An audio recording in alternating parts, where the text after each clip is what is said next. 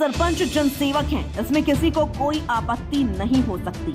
लेकिन लोकतंत्र में जनसेवक शब्द केवल पंचायत तक सीमित क्यों रह जाता है? अगर गांव का प्रतिनिधि सेवा कर रहा है तो विधायक क्या कर रहे हैं? मंत्री किस श्रेणी में आते हैं? क्या जनसेवा का दर्जा केवल उन लोगों के लिए सुरक्षित है जिनके पास कम अधिकार और कम संसाधन है, और जिनके पास अधिक अधिकार हैं और अधिक संसाधन हैं उनके लिए सेवा का अर्थ सुविधा और वेतन के साथ सम्मान बन जाता है? गांव का सरपंच लोकतंत्र की पहली सीढ़ी है। वही व्यक्ति है जो सीधे जनता के बीच रहता है।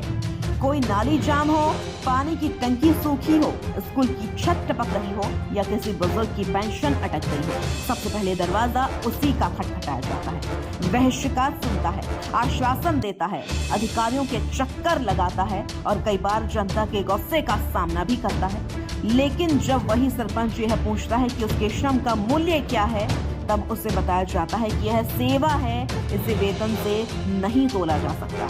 दूसरी ओर विधायक हैं जिनका काम कानून बनाना, क्षेत्र का प्रतिनिधित्व करना और योजनाओं की निगरानी करना है। यह भी महत्वपूर्ण जिम्मेदारी है, इसमें कोई संदेह नहीं। लेकिन उनके लिए वेतन, भत्ता, यात्रा सुविधा, आवास और अन्य संसाधन आवश्यक माने जाते हैं।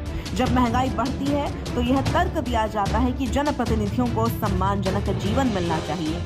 तब यह नहीं कहा जाता कि आप जनसेवक हैं, त्याग कीजिए। तब वेतन वृद्धि को अवस्था की आवश्यकता बताया जाता है। यही विरोधाभास से पूरे प्रसंग का मूल है। अगर सेवा का अर्थ त्याग है तो वह हर स्तर पर समान होनी चाहिए। अगर सेवा का अर्थ जिम्मेदारी है तो जिम्मेदारी के साथ आर्थिक सुरक्षा भी जुड़नी चाहिए। पंचायत राज व्यवस्था को लोकतंत्र की नींव कहा जाता है और मध्य प्रदेश जैसे बड़े राज्य में गांवों की संख्या हजारों में है। इन गांवों की व्यवस्था संभालने वाले सरपंच यदि आर्थिक रूप से असुरक्षित रहेंगे तो लोकतंत्र की नींव कितनी मजबूत रहेगी? यह प्रश्न स्वाभाविक है।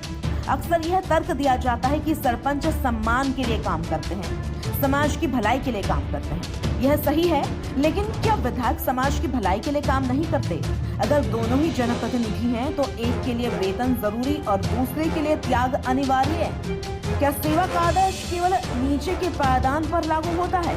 गांव का सरपंच जब अपने निजी संसाधनों से कार्यक्रम आयोजित करता है, बैठकों में आता जाता है, अधिकारियों के पास जाता है, तो उसका समय और धन दोनों खर्च होते हैं। उसके पास ना तो स्थायी स्टाफ होता है, ना ही संसाधनों की भरमार। फिर भी वह काम करता है क्योंकि जनता ने उसे चुना है। लेकिन लोकतंत्र में चुना जाना केवल सम्मान का प्रतीक नहीं, जिम्मेदारी का भी प्रतीक है। जिम्मेदारी के साथ न्यूनतम आर्थिक समर्थन देना क्या अनुचित मांग है? राजनीति में सेवा का शब्द अक्सर भाषणों में चमकता है। मंच से कहा जाता है कि हम जनता की सेवा के लिए राजनीति में आए हैं, लेकिन जब सेवा और वेतन का संबंध सामने आते हैं तो परिभाषाएं बदल जाती हैं। सेवा का आदर्श ग्राम पंचायत तक सीमित कर दिया जाता है और विधानसभा तक पहुंचते पहुंचते वह व्यवहारिकता में बदल जाता है। अगर सच में यह मान लिया जाए कि जनसेवा बिना वेतन के होनी चाहिए तो फिर यह सिद्धांत हर स्तर पर लागू होना चाहिए। लेकिन ऐसा कभी प्रस्तावित नहीं होता। कारण स्पष्ट है, लोकतंत्र में आर्थिक सुरक्षा निर्णय लेने की स्वतंत्रता देती है। यही तर्क पंचायत प्रतिनिधियों पर भी लागू होता है। यदि वे आर्थिक रूप से असुरक्षित रहेंगे तो उन पर बाहरी दबावों का असर अधिक होगा। इस पूरे प्रसंग में सबसे महत्वपूर्ण बात यह है कि सरपंच का प्रश्न केवल वेतन का नहीं, सम्मान का भी है। जब किसी पद को यह कहकर वेतन से वंचित किया जाता है कि वह सेवा का पद है तो यह मान लिया जाता है कि सेवा का मूल्य शून्य है, जबकि वास्तविकता यह है कि सेवा का मूल्य सबसे अधिक होना चाहिए। राजनीति में दोहरे मापदंड हमेशा से रहे हैं, लेकिन लोकतंत्र की परिपक्वता इसी में है कि वे समय समय पर चुनौती दिए जाएं। सरपंच और विधायक दोनों ही जनता द्वारा चुने गए प्रतिनिधि हैं। दोनों के दायित्व अलग हो सकते हैं पर उनकी गरिमा समान होनी चाहिए।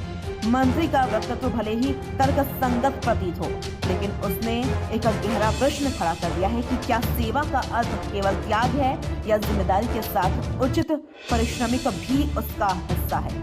लोकतंत्र केवल आदर्शों से नहीं चलता, वह व्यवहार से चलता है और व्यवहार में समानता सबसे बड़ा आदर्श है।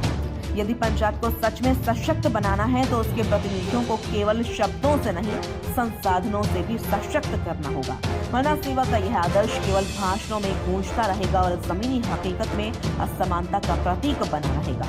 लोकतंत्र की मजबूती इस बात पर निर्भर करती है कि उसकी सबसे निचली सीढ़ी कितनी मजबूत है।